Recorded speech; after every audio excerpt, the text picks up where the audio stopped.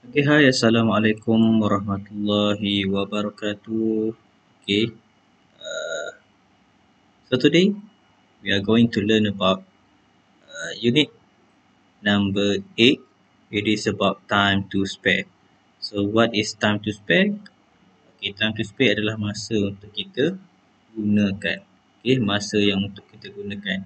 Which is when we have a free time, okay, kita ada sela masa dalam kehidupan kita sehari mungkin, seminggu mungkin, satu bulan, tak kisahlah waktu-waktu yang bila kita pasti akan ada satu waktu yang kita akan lakukan what we have to do lah. So sometimes we call it as a hobby, sometimes we call it as a passion. So that is the thing that we will do when we have a free time to do it. So beside me, I love to play music. So this is my guitar that I love to play when in a free time.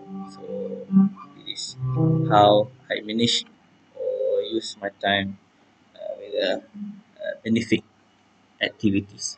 Okay, right now, so today we will discuss about the text that are given in the workbook. So please open page number 57.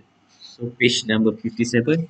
So here is the text. The benefits of dancing on our brain. Okay, so ini adalah berkenaan dengan uh, benefit, okay, kebaikan ataupun faedah yang boleh diperolehi daripada aktiviti tarian, dancing. So, do we have a dancer here? Ada penari tak dekat dalam kelas kita? Kalau Firdaus ke, Naim ke, Makwa ke, ada tak penari? Mungkin penari tu tak ada, tapi dia mungkin not so professional. They just make a dance in the TikTok or any YouTube channel maybe. Okay, so I hope if you do it or make it any dance move, so please don't be shy and share it with us. So I'm very supportive guy. Okay, so we talk about the dancing. So let us read together. Okay, when people think of the benefits of dancing, more often might think of stronger muscles, increased flexibility, and other physical outcomes related with being active. However, what most people don't know is that dancing is also good for our brain. Okay, for one, dancing enhances muscle memory. Okay, dancing enhances muscle memory. In dancing, both strength and stamina are required when we physically exert ourselves. Whereas good memory is when you remember choreography. Dia kata bagus untuk meningkatkan kita punya memori otot kita. Yang mana kita perlukan kekuatan dan juga stamina bila kita lakukan aktiviti secara fizikal lah. Dan dia juga akan meningkatkan daya ingatan kita bila kita ingat, okay, koreografi dancing tersebut. Okay, next, the connection between these three components is called muscle memory. Okay. In fact, the process of walking through the movements is an effective method to encode choreography. And this allows dancers to repeat the moves with greater fluidity once they perform than full out. Okay, full out. Okay, dancing can also make you more intelligent by participating in activities that demand split-second decision. We can improve our ability to make good decisions quickly. Dancing is a good example of this. It is a fast-paced activity that force your brain to quickly decide which way to turn, how to move, and how to react to everyone around you. In addition, dancing also help combat dizziness.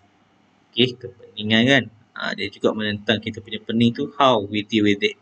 Okay, however, notice how professional ballerinas can pirouette endlessly without getting dizzy. Kadang-kadang kita terfikir macam manalah ballerina ni dia boleh mengawal kepenikan dia. Patutnya dia berpusing tu sepatutnya pening, tapi how they deal with it. So research suggests that the brains of ballet dancers adapt to stop them from feeling dizzy.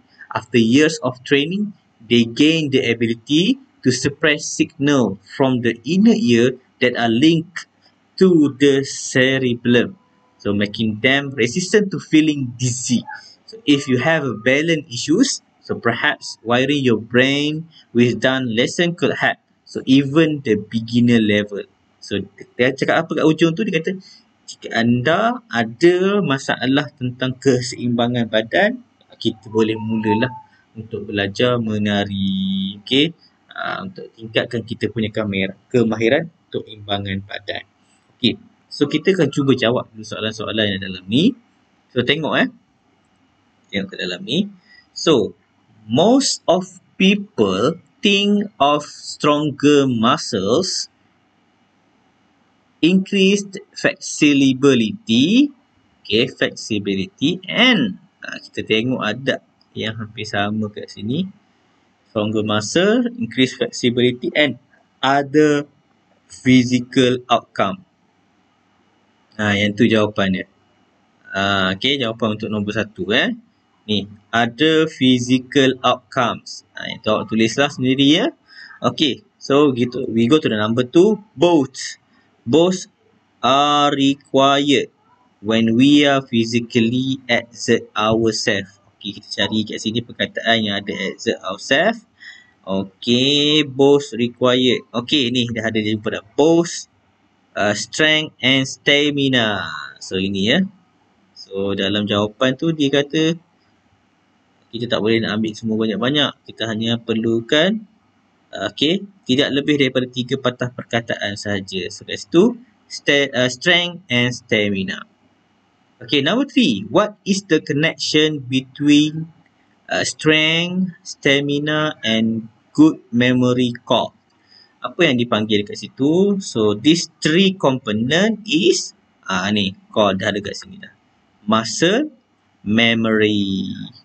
Tu dia jawapan dia dekat number 3. Muscle, memory. So kena refer lah dalam teks tu ya. Okay, number 4. We can improve our ability to make good decisions quickly by participating in activities that demand. Apa yang ada demand kat situ kita cari sikit. Apa yang ada demand. Here is the demand. So what?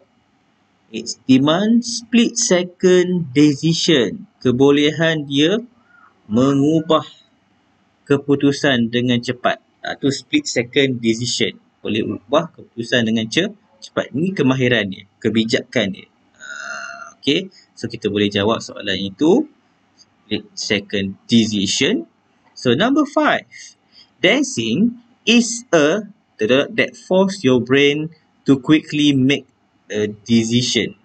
Quickly make decision.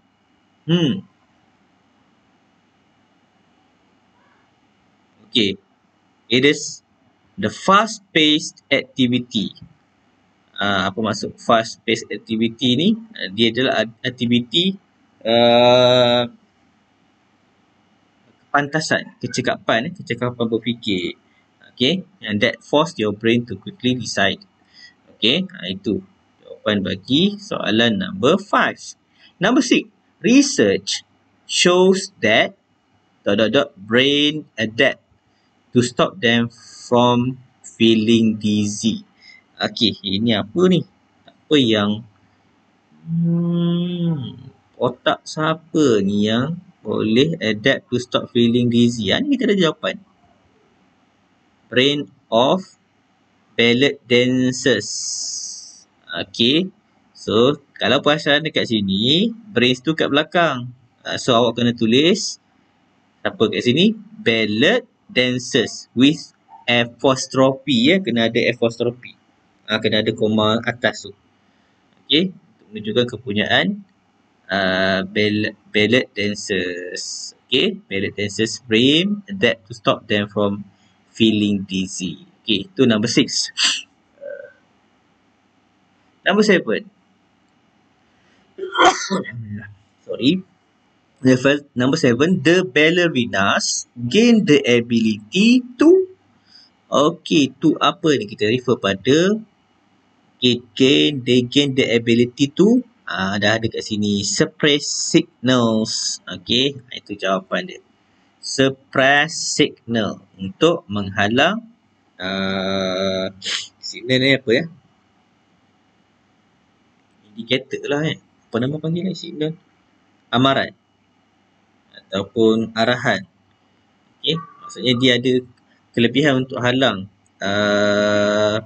signal ataupun alert daripada bahagian dalam telinga yang ada kaitan dengan kita punya cerebrum lah. Itu dia punya kemahiran tu bila dah berlatih lama-lama. Canggih orang yang pandai menari ni sebenarnya.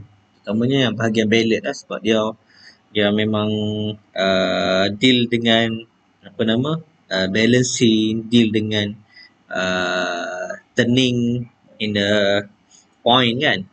Okay. So, number 8. Wiring your brain with dance lesson can help you if you have, ni kita dah sebut tadi kat hujung. If you have balance issues. Okay.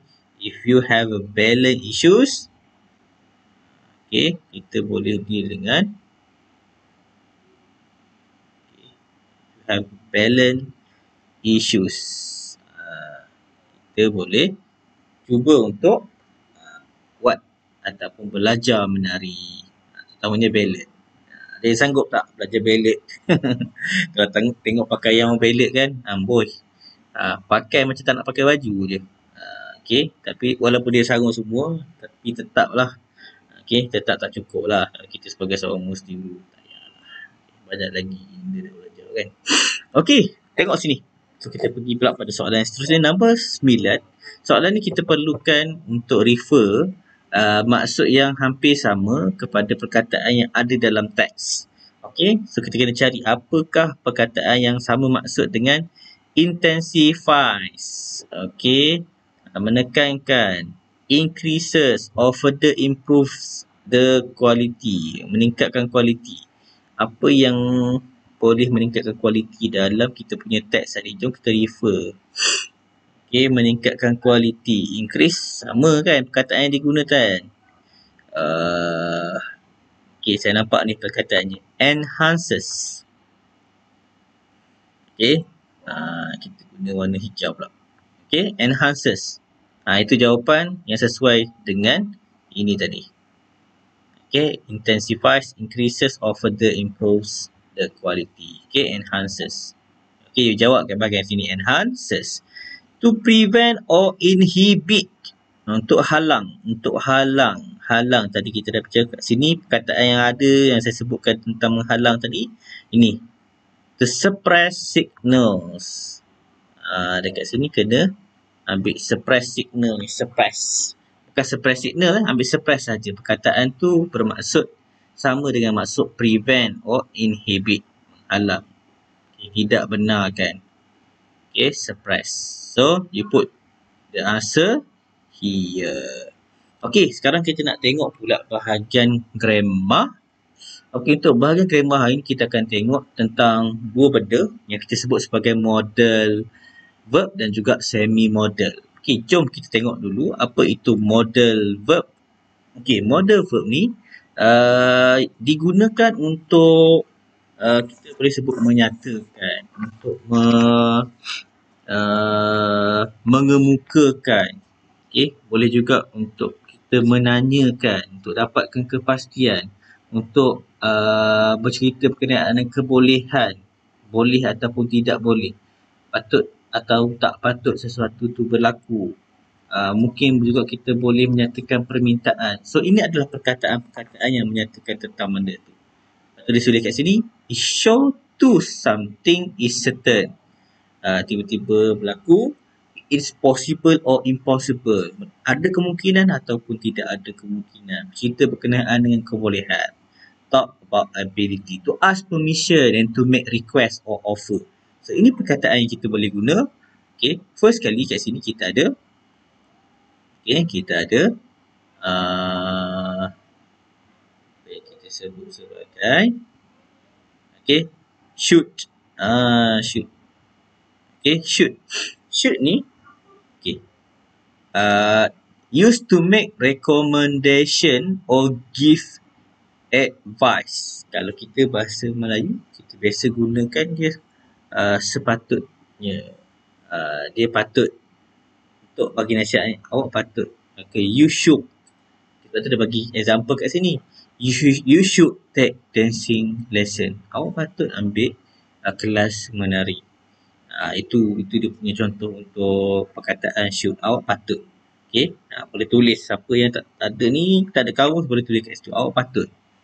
You should not. Awak tak patut. Awak tak patutnya. Awak tak sepatutnya. Okay, used to express something that is not recommended. Okay, sesuatu yang kita tidak sarankan. Awak tak disarankan. Okay, awak tak sepatutnya buat macam tu. So, dia adalah kita punya negatif punya side lah of should. Okay, ni should not ataupun shouldn't. Okay, so kat sini bagi. He should not be friends with that naughty kid. Awak tak sepatutnya berkawan dengan budak yang nakal tu. You shouldn't. Kalau sini kita sebut you should not, dua benda ni sama. He should not. You shouldn't. Okay, you shouldn't buy this product. Awak tak sepatut beli barang ni. Itu maksud dia perkataan tu ataupun ayat ni. Okay, next perkataan yang kita ada kat sini, kita ada must. Mesti. Wajib. Necessary. Okay, used to express necessity. Digunakan untuk betul-betul perlu, betul-betul kena buat. Okay, contoh kat sini dia bagi. You must finish your homework. Awak mesti siapkan kerja rumah. Mesti siapkan kerja sekolah. Okay, you must drink at least 8 glasses of water. Awak mesti minum. Awak mesti minum air 8 gelas. Okay, next kita ada must not. Sama juga negative word dia. Must not or mustn't. Okay. Used to express something that is not allowed. Satu benda yang kita tak benarkan. Awak tidak boleh. Tidak dibenarkan. You not allowed. Okay. Mesti tak boleh buat. Jangan buat. Ni. Okay. You must not be rude to others. Awak tak boleh orang hajar dengan orang lain. You mustn't be late for class. Awak tidak boleh lewat. Awak jangan lewat ke kelas. Itu maksud dia. Must, not ataupun mustn't. Okay, next. Kita ada can. Boleh. Used to show ability or possibility. Okay. Boleh. Dia boleh. Okay. Contoh kat sini. I can speak Mandarin and Malay. Saya boleh bercakap Mandarin. Saya boleh bercakap Malay. Okay. Ataupun satu lagi. Kita boleh gunakan. Eating too much junk food can result. Boleh menyebabkan. Boleh boleh kat sini. Eating too much junk food can. Boleh menyebabkan. Can result in obesity. Okay, itu perkataan can. So next kita ada cannot or can't. Okay, cannot or can't. Okay, used to show incapable or impossibility. Okay, untuk menunjukkan tentang ketidakbolehan. Okay, ketidakbolehan ataupun ketidakmungkinan. So, kita mungkin pakai can ataupun cannot. Contoh macam kat sini. Okay, I cannot talk to him for you. Saya tak boleh bercakap dengan dia bagi pihak awak. Saya tak boleh cakap. She can't have easily passed the test. Dia tak boleh lulus macam tu je. Dia tak boleh lulus dengan mudah je ujian tu. Itu punya maksud kat situ. D'Agostino bagi nota kat sini, could. Could is often used as the past tense of can. Okay, kalau untuk past tense of can, kita boleh gunakan could untuk sesuatu keadaan yang telah berlaku. Okay, kita pakai dia could. Okay, kat sini tak pergi contoh lah. Next, kita ada might. Okay, might ni pula untuk apa? Might ni adalah past tense untuk may. Okay, used to say something could happen in the future, untuk menunjukkan sesuatu yang mungkin akan berlaku, tapi berlaku tu pada masa yang akan datang. So, kita akan pakai the might. Contoh macam kat sini, Sam might get into an accident if he drives recklessly. Okay, kata Sam mungkin akan terlibat dengan perkembangan kalaulah dia memandu dengan tidak cermat. Okay, so kita ada beberapa perkataan tu. Nanti saya akan berikan latihan ya. Okay, jom next kita nak tengok pula tentang semi-modal ataupun semi-modal. So, apa itu pula semi-modal? Semi-modal is phrases that have the same function as modal verb but can also be used as main verb. Dia kata function dia sama juga macam modal tadi, menyatakan, mengemukakan, menyebut kebolehan untuk satu benda yang pasti, mungkin tidak pasti. Okay, sama macam modal, tapi keadaan dia boleh juga digunakan sebagai main verb. Okay, contoh main verb yang kita ada, semi modal yang kita ada. So, kita ada have to. Okay, kena buat, kena lakukan dia. Need to, perlu untuk buat, perlu untuk lakukan. Dare to, berani untuk buat. Okay, dia ni dua maksud. Satu berani, satu tercabar. Okay, dicabar pun boleh juga. Okay, dare to. Kalau sebut I dare to somebody, I dare you, saya cabar awak.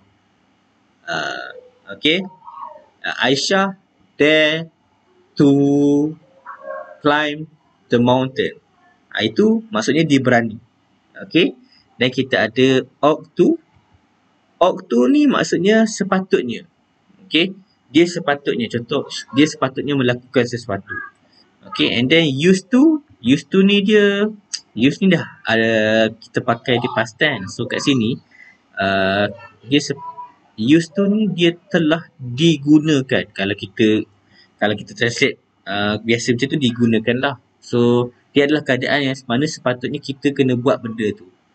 Okay, contoh macam ni kita tengok sekejap lagi ya. Okay, you had better go. Okay, had better ni merujuk kepada perkataan have to lah ni, had, tapi dia punya past tense dia. So, you had better go now before the store is closed. Okay, awak mesti pergi sekarang. Tu nak tunjuk kat situ. Dia tak pakai lah have to, you have to go now. Tu pun boleh juga kalau kita nak sebutkan dekat sini ya. Kita boleh je gunakan perkataan have to. Boleh, tak ada masalah kalau kita nak gunakan have to. Okay, boleh saja kan, have to. Okay, next kita ada yang kedua tu, when we were children. Okay, bila kita masa kecil dulu, we used to go into